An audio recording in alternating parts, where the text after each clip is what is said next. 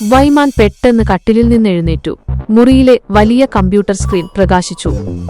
Alpha കൃത്യമായ robotic ശബ്ദത്തിൽ location decode ചെയ്തു. ബർമുഡ ട്രയാങ്കിൾ, ആഴം 15000 അടി.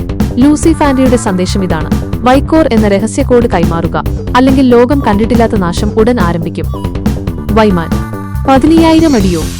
ആൽഫ, ബർമുഡ ട്രയാങ്കിളിന്റെ ആഴം ഇതിലും കൂടുതലാണ്. 27000 അടിക്ക് മുകളിൽ ആഴം വരുന്ന ഭാഗങ്ങളുണ്ട്. ഈ 15000 അടി സൂചിപ്പിക്കുന്നത് പേടകം ട്രെഞ്ചിന്റെ ഏറ്റവും അടിത്തട്ടിലല്ല, മറിച്ച് ഒരു രഹസ്യ ബേസിലോ ആയിരിക്കാം ഒളിച്ചിരിക്കുന്നത്. അതൊരു ദുർബലമായ സ്ഥാനമാണ്. ആൽഫ: ശരിയാണ് വൈമാൻ. ഈ കണക്ക് സൂചിപ്പിക്കുന്നത് ലൂസി ഫാൻഡിയുടെ പേടകം ട്രെഞ്ചിന്റെ ഏറ്റവും അടിത്തട്ടിലല്ല, മറിച്ച് ഒരു രഹസ്യ ബേസിലോ ആയിരിക്കാം ഒളിച്ചിരിക്കുന്നത്. അതൊരു ദുർബലമായ സ്ഥാനമാണ്. വൈമാൻ കണ്ണുകളിൽ തീക്ഷ്ണതയോടെ: നല്ല നിഗമനം. ഇനി രഹസ്യങ്ങളുടെ ആവശ്യമില്ല ആൽഫ. ഡിഫൻസ് ഈ നീക്കം അറിയണം. ലൂസി ഫാൻഡയുടെ ഭീഷണിക്ക് മറുപടി നൽകാൻ വൈമാൻ ആരാണെന്ന് ലോകം അറിയണം. ഇത് എന്റെ പോരാട്ടമാണ്, പക്ഷെ ലോകം മുഴുവൻ എന്നോടൊപ്പം ഉണ്ടാകണം. ആൽഫ: വൈമാൻ, നിങ്ങളുടെ ഓരോ ചലനവും ഇപ്പോൾ ഗാലക്സി സെൻസറുകളിൽ തെളിയും. അതിലൂടെ ലോകം നിങ്ങളെ തിരിച്ചറിയും. വൈക്കോർ കൈമാറാൻ നിങ്ങൾ തയ്യാറല്ല. നമ്മൾ ഉടൻ പുറപ്പെടുന്നു. വൈമാൻ: അതാണ് വേണ്ടത്.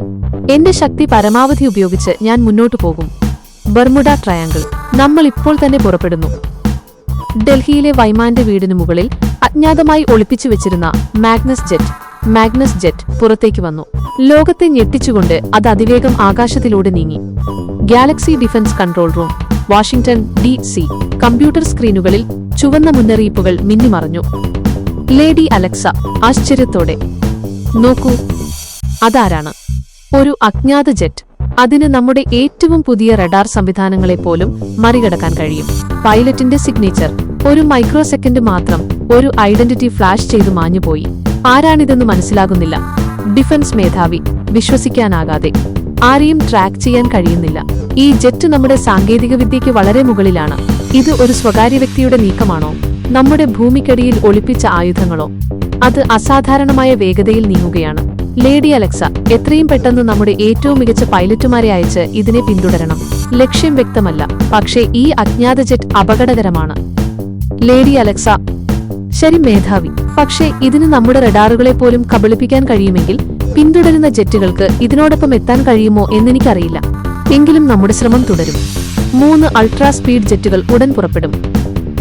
രംഗം 11: നേർക്കുനേർ യുദ്ധം. വൈമാൻ മാഗ്നസ് ജെറ്റ് ഒരു തരംഗമായി ബർമുഡ ട്രയാങ്കിളിലെ കടലിനടിയിലേക്ക് ഇറക്കി.